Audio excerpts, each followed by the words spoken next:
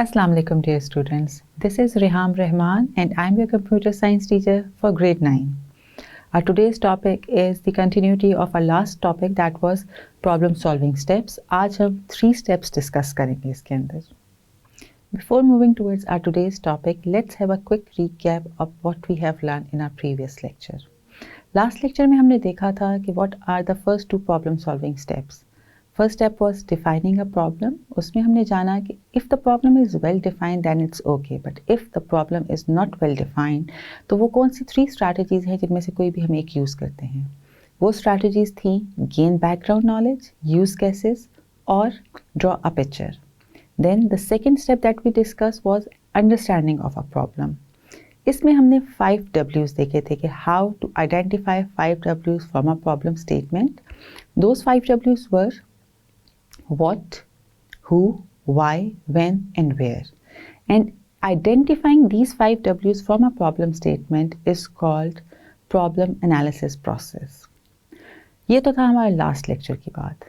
आज के लेक्चर में हम फर्दर प्रॉब्लम सॉल्विंग स्टेप्स को डिस्कस करेंगे. So after defining and analyzing, we move forward towards the third step, that is planning a solution. In this step we have few strategies जिनको हम use करके अपने solution को plan करते हैं.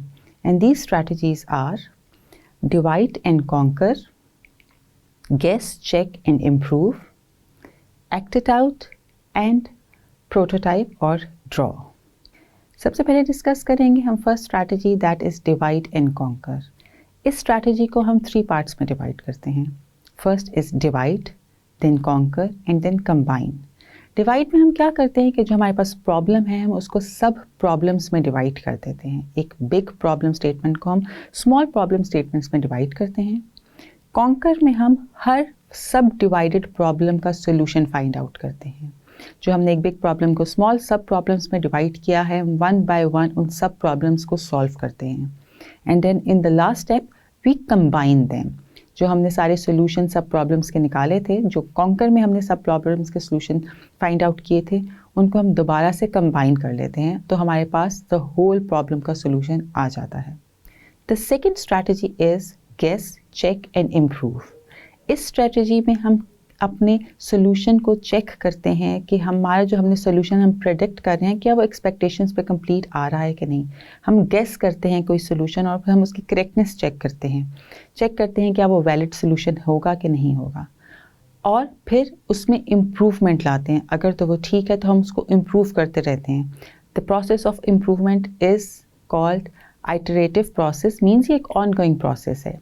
इसकी एग्जांपल हम ऐसे ले सकते हैं, आप अपने मोबाइल फ़ोन में कोई सॉफ्टवेयर इंस्टॉल करते हैं तो आपको कुछ अर्से बाद उसकी अपडेशन का नोटिफिकेशन आ जाती है. So the process of improvement continuous चलता रहता है. सो इस स्ट्रैटेजी में हम पहले गेस करते हैं कि सोल्यूशन क्या होगा, फिर हम उसकी करेक्टनेस को चेक करते हैं और अगर वो ठीक होता है तो हम उसमें फर्दर इम्प्रूवमेंट्स लाते रहते हैं. Then we have the strategy that is act it out. इस स्ट्रैटेजी में हम अपने जो गिवन प्रॉब्लम स्टेटमेंट है उसमें जो जो टास्क रिक्वायर्ड हैं उनकी हम एक टू डू लिस्ट प्रिपेयर कर लेते हैं ताकि हमें पता हो कि अच्छा हमें इस पे पहले ये टास्क करना है, फिर ये चीज़ करनी है. एंड देन जितना हम नॉर्मली अपनी डेली रूटीन में एक लिस्ट प्रिपेयर कर लेते हैं कि आज की डे में हमने क्या क्या टास्क कंप्लीट करने हैं, उसी तरह एक्ट इट आउट में हम अपनी प्रॉब्लम स्टेटमेंट को टू डू लिस्ट में डिवाइड कर लेते हैं कि हमने वन बाय वन कैसे इसको सॉल्व करना है. Then lastly we have prototype और ड्रॉ. इस स्ट्रैटेजी में हम अपनी प्रॉब्लम के जो सोल्यूशन है उसको हम ग्राफिकल रिप्रेजेंटेशन में शो करते हैं. एक पिक्चर की फॉर्म में हम अपना सोल्यूशन लेकर आते हैं कि ये सोल्यूशन ऐसा होगा, ये सोल्यूशन ऐसा होगा. हम उसको पिक्चर की फॉर्म देते हैं ताकि वो ज़्यादा अंडरस्टैंडेबल हो जाए हमारे लिए. स्ट्रैटेजी का यूज़ करने का मकसद ये होता है कि हम डिफरेंट स्ट्रैटेजीज़ डिफरेंट सोल्यूशंस के लिए होती हैं. ज़रूरी नहीं है कि हर स्ट्रैटेजी एक जैसी प्रॉब्लम के लिए वर्कआउट करे. The selection of strategy depends upon the nature of the problem. कि प्रॉब्लम कैसी है, फिर हम उसको देखते हैं कि उसके लिए हम कौन सा स्ट्रैटेजी यूज़ करेंगे. नाउ हमने थर्ड स्टेप डिस्कस कर लिया. Now we are moving towards the fourth step of the problem solution, that is selecting और defining the candidate solution. Candid का मतलब है spontaneous, something that is unplanned, जो कि आप फ़ौरन कर देते हैं. जैसे ही आपको कोई बात पता चले जो आप फ़ौरन रद्द-ए-अमल जो आपका होता है उसको हम कैंडिड कहते हैं. आपको एक प्रॉब्लम आई, आपके जहन में फ़ौरन से उसका जो सोल्यूशन आता है, that is the candid solution. उसमें एग्जैक्टनेस नहीं होती, आप एग्जैक्ट मेजरमेंट्स नहीं डाल रहे होते, एग्जैक्ट आप चीज़ों को फिगर आउट नहीं कर रहे होते, बट वही स्पॉन्टेनियसली आपके जहन में जो सोल्यूशन आया है आप वो दे देते हैं। The last step in problem solving is selecting the best solution. एक प्रॉब्लम के बहुत ज़्यादा सोल्यूशन भी होते हैं हमारे पास एट टाइम्स, ज़रूरी नहीं है एक प्रॉब्लम का सिर्फ एक ही सोल्यूशन हो, एक प्रॉब्लम के मल्टीपल सोल्यूशन हो सकते हैं, ऑल्टरनेट्स हमारे पास होते हैं हमेशा available. Now in the final step we decide what is the best solution of the given problem. हम उसमें सारी चीज़ों को एनालाइज करते हैं, कैंडिड सोल्यूशंस को भी देखते हैं, हर चीज़ को मेजर करके फैक्ट एंड फिगर्स को देखकर हम बेस्ट सोल्यूशन को सिलेक्ट करते हैं। Okay, now we have discussed all the steps of problem solving. जो उसके 5 steps थे हमने उनको discuss कर लिया. Let's take a quick quiz. So the first MCQ that is on your screen says, before problem solving, we need to first dash a problem. Problem solving की तरफ जाने से पहले, जब हम problem के solution की तरफ जा रहे हैं, तो सबसे पहले हमें क्या करना है, हमें प्रॉब्लम के सोल्यूशन को डेवलप करने के लिए उससे पहले हम क्या करते हैं प्रॉब्लम को। ऑप्शन है आपके पास prepared solution, analyse, strategised solution या फिर बेस्ट सोल्यूशन। इन 4 दी हुई ऑप्शंस में से कौन सी है बेस्ट ऑप्शन जो कि फिट हो रही है इस ब्लैंक के अंदर? That is right, option number 2 that says analyse. Before problem solving we need to first analyse a problem. जब आप एनालाइज करते हैं प्रॉब्लम को तभी आप उसके सोल्यूशन की तरफ जा रहे होते हैं, तभी आप देखते हैं कि कैंडिडेट सोल्यूशन क्या है और फिर इवेंचुअली आप बेस्ट सोल्यूशन सिलेक्ट करते हैं। The next MCQ that is on your screen says which solutions are not reached through proper algorithms और वर्क प्लानिंग। वो कौन से सॉल्यूशंस हैं जिनको आप प्रॉपर एल्गोरिदम या प्रॉपर वर्क प्लानिंग के बगैर पहुंच जाते हैं उन सॉल्यूशंस पर? ऑप्शंस हैं आपके पास prepared solution, candid solution, strategized solution या फिर बेस्ट सॉल्यूशंस। इन 4 दी हुई ऑप्शंस में से कौन सी है best option? That is very easy and you are correct, option number 2 that says candid solutions. Candid solutions are the solutions that are not reached through proper algorithms और work planning. आपके बेसाख्ता ही आपके mind में जो आ जाता है उसको हम कहते हैं कैंडिड, और वो सॉल्यूशंस जो प्रॉब्लम सुनते ही आपके दिमाग में फौरन आता है कि इस प्रॉब्लम का ये सॉल्यूशन होगा, उसको हम कैंडिड सॉल्यूशन कहते हैं। The next MCQ says the technique divide and conquer is used to solve. अगर आपको याद हो हमने टेक्निक्स डिस्कस की थी कुछ, उनमें थी एक डिवाइड एंड कंकर। ये किसके लिए इस्तेमाल होती है, क्या सॉल्व करने के लिए इस्तेमाल होती है? ऑप्शन है आपके पास simple problems, run time errors या फिर complex and large problems. The technique divide and conquer is used to solve complex and large problems means the option number 3 is the correct option. ये divide and conquer की technique का इस्तेमाल हम तब करते हैं जब आपके पास गिवन प्रॉब्लम जो है वो कॉम्प्लेक्स और लार्ज होती है। बेसिकली हमने जो देखा था इसमें ये देखा था, अगर आपको याद हो अच्छे से, कि हम प्रॉब्लम को सब प्रॉब्लम्स में डिवाइड कर देते हैं और फिर 1 बाय 1 उन सब प्रॉब्लम्स के सॉल्यूशन फाइंड आउट करते हैं जो इवेंचुअली हमें लीड कर जाते हैं उस लार्ज और कॉम्प्लेक्स प्रॉब्लम के सॉल्यूशन की तरफ। The next MCQ that is on your screen says which technique has drawn a pictorial representation of the solution.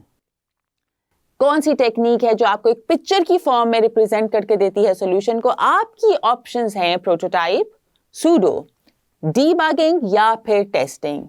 इन 4 दी हुई ऑप्शंस में से कौन सी है बेस्ट ऑप्शन जो कि इस MCQ का करेक्ट आंसर है? That is right, option number 1 that says prototype. Prototype वो टेक्निक है जिसमें आपको एक्चुअली पिक्चर की फॉर्म में सॉल्यूशन को आप रिप्रेजेंट करते हैं किसी भी प्रॉब्लम का। The next MCQ on your screen says in order to solve a problem, it is important to follow an approach.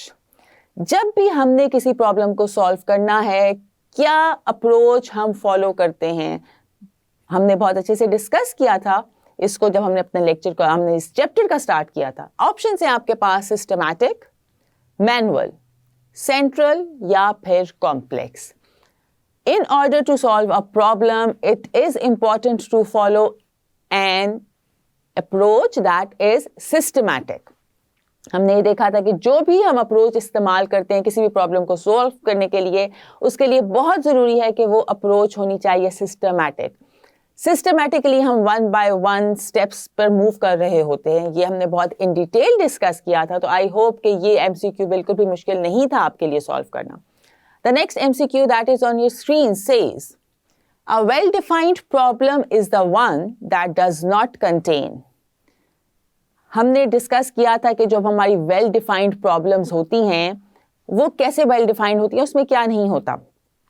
Options है आपके पास सिंप्लिसिटी, एम्बिग्विटीज, क्वेश्चंस या फिर decision. A well defined problem is the one that does not contain ambiguities, means option number 2 is the correct option। well defined problem वो थी कि जिसमें कोई भी ambiguity ना हो, कुछ भी आपको ऐसा ना हो जो कि आपको समझ ना आ रहा हो। और हमने ये भी देखा था कि अगर जो आपके पास गिवन प्रॉब्लम है वो वेल डिफाइंड नहीं है, उसमें कुछ ambiguities हैं, तो आप उसको कैसे वेल डिफाइंड प्रॉब्लम बनाते हैं। सो डियर स्टूडेंट्स, वो थे हमारे MCQs जो हमने डिस्कस किए। आपको बताया कि एक ही आपको फ्रेज है, एक ही जो आपका क्वेश्चन है उसको रीफ्रेज मल्टीपल टाइम्स किया जा सकता है ताकि आप थोड़े से कंफ्यूज हों, थोड़ा सा आपको सोचना पड़े उस बात को आंसर करने में। अब हम चलेंगे थोड़े से शॉर्ट क्वेश्चंस की तरफ जो कि एग्जाम्स पॉइंट ऑफ व्यू से बहुत इंपॉर्टेंट हैं, आपको आ सकते हैं आपके एग्जाम में शॉर्ट क्वेश्चंस। उनमें से एक शॉर्ट क्वेश्चन ये भी हो सकता है, how many strategies can we adopt for defining a problem, write their names. वो कौन सी स्ट्रैटेजीज हैं जो हम अडॉप्ट करते हैं to define a problem, write their names. याद रखिएगा जो हमने प्रॉब्लम सॉल्विंग के स्टेप्स देखे थे उसमें हमने सबसे पहला स्टेप डिस्कस किया था डिफाइनिंग अ प्रॉब्लम। सो उस फर्स्ट स्टेप में जो स्ट्रैटेजीज हमने डिस्कस की थी उनके आपने यहाँ पे नाम लिखने हैं। आई होप आपको अच्छे से याद होगा वो कौन सी 3 स्ट्रैटेजीज थी कि जब हमारे पास जो प्रॉब्लम आती है वो वेल डिफाइंड नहीं होती, तो उसको वेल डिफाइंड समहाउ बनाने के लिए हम कौन सी स्ट्रैटेजीज का इस्तेमाल करते हैं। 3 थी, आपको याद होना चाहिए, gain background knowledge, use gases and draw a picture. ये वो 3 स्ट्रैटेजीज हैं जिसका हम इस्तेमाल करते हैं अपनी प्रॉब्लम को डिफाइन करने के लिए। आपने उनके नाम लिखने थे, स्ट्रैटेजीज के साथ आपने इनको कंफ्यूज नहीं करना। सो आपने बहुत गौर से देखना है कि आपसे कौन सी स्ट्रैटेजीज पूछी जा रही हैं, आपसे वो स्ट्रैटेजीज पूछी जा रही हैं जो आप अडॉप्ट करते हैं for defining a problem. The next short question that is again important in terms of your exams that says, what is the strategy of divide and conquer? आपको बताना है, शॉर्ट क्वेश्चन है, ऑब्वियसली आपको short सा answer देना है कि वो स्ट्रैटेजी जो हमने डिस्कस की थी डिवाइड एंड कंकर वो बेसिकली है क्या। तो सिंपल सा इसका आंसर है, this strategy divides a complex and large problem into smaller problems। हमने इससे रिलेटेड MCQ भी देखा है कि हम कब अप्लाई करते हैं डिवाइड एंड कंकर स्ट्रैटेजी को, तब जब हमारे पास जो प्रॉब्लम है वो कॉम्प्लेक्स और लार्ज होती है और इसमें हम बेसिकली डिवाइड करते देते हैं अपनी कॉम्प्लेक्स और लार्ज प्रॉब्लम को into smaller problem. Another very important short question in terms of your exams is says, on which thing does the selection of a strategy depend upon? आपकी जो selection of strategy है किस पर depend कर रही होती है। हमने देखा था हमारे पास डिफरेंट स्ट्रैटेजीज हैं, तो आपने उन गिवन स्ट्रैटेजीज में से जो भी सिलेक्ट करनी है स्ट्रैटेजी वो किस चीज़ पर डिपेंड कर रही होती है। थोड़ा सा ट्रिकी इन्होंने करके दिया है क्वेश्चन, इसका अगर आप गौर करें answer is very simple. The selection of a strategy depends upon the nature of a problem. हमने ये देखते हैं कि हमारी जो प्रॉब्लम है, हमारे पास गिवन प्रॉब्लम जो है उसकी नेचर क्या है, उसमें बेसिकली क्या रिक्वायर्ड है करना, उस पर डिपेंड कर रहा होता है कि हम कौन सी स्ट्रैटेजी का इस्तेमाल करते हैं। Again if the problem is large and complex हम जाएंगे डिवाइड एंड कंकर की तरफ। अगर कुछ पार्ट्स मिसिंग है तो हम कौन सी स्ट्रैटेजी को अप्लाई करेंगे, प्रोटोटाइप कब करेंगे, जब हमने एक पूरी लिस्ट प्रिपेयर करनी है कि कौन कौन सी मतलब हमारे टास्क हैं जो हमने इस प्रॉब्लम में सॉल्व करने हैं। तो डिफरेंट स्ट्रैटेजीज हैं basically, but the selection of the strategies again depend upon the nature of the problem. The next short question जो कि आपके एग्जाम पॉइंट ऑफ व्यू से इंपॉर्टेंट है, that is what are the 5 W's in a problem solving. हमने आपको याद हो कि हमने प्रॉब्लम सॉल्विंग के स्टेप्स जब देखे थे उसमें हमने 5 W's देखे थे कि जब हम एक प्रॉब्लम को बेसिकली जब एनालाइज कर रहे होते हैं उसमें से हम 5 W's को एक्सट्रैक्ट करते हैं। वो 5 W's क्या हैं? सिंपल से आपको अगर याद होने चाहिए 5 W's कौन कौन से थे, what, who, why, when and where. Very easy question, but आपको इसको याद रखना है कि वो 5 W's कौन से थे जो आप प्रॉब्लम सॉल्विंग में यूज करते हैं। बहुत ही सिंपल सा शॉर्ट क्वेश्चन था, आराम से आपको इसमें मार्क्स मिल जाएंगे अगर आपने इसको राइटली अटेम्प्ट किया है। सो डियर स्टूडेंट्स, ये था हमारे MCQs और शॉर्ट क्वेश्चंस जो आपके एग्जाम पॉइंट ऑफ व्यू से इंपॉर्टेंट हैं। सो आपने देखना है बहुत गौर से, जब भी एग्जाम्स में कोई भी क्वेश्चन आएगा उसको मैं जिस तरह बार बार कह रही हूँ, सेम स्टेटमेंट को रीफ्रेज कर दिया जाता है डिफरेंट स्टाइल में, ताकि आपको थोड़ा सा सोचना पड़े, थोड़ी सी ब्रेनस्टॉर्मिंग करनी पड़े कि आखिर इस क्वेश्चन में पूछा क्या जा रहा है। आपको एग्जैक्टली वही फ्रेज नहीं आएगा, वही सेंटेंस नहीं आएगा क्वेश्चन में जो आपकी बुक में लिया गया है, आपको उसको रीफ्रेज कर सकते हैं ये लोग। सो आपने बहुत केयरफुली रीड करने हैं क्वेश्चंस को जो भी आपके एग्जाम्स में आएंगे। सो डियर स्टूडेंट्स, आज के लेक्चर में हमने देखा what are the last 3 steps of problem solving. Third step था हमारा प्लानिंग फॉर अ सोल्यूशन, जिसमें हमने स्ट्रैटेजीज देखी थी। The first strategy was divide and conquer, then it was guess, check and improve. Third was act it out, and last was prototype or draw. Fourth step of problem solving is defining a candidate solution, and the last, that is the fifth step of problem solving, is selecting the best solution. I hope आज का lecture आप लोगों को अच्छे से समझ आया होगा। हम इंशाल्लाह मिलेंगे अपने नेक्स्ट लेक्चर में। तब तक के लिए आप अपना ख्याल रखिएगा। अल्लाह हाफ़िज़।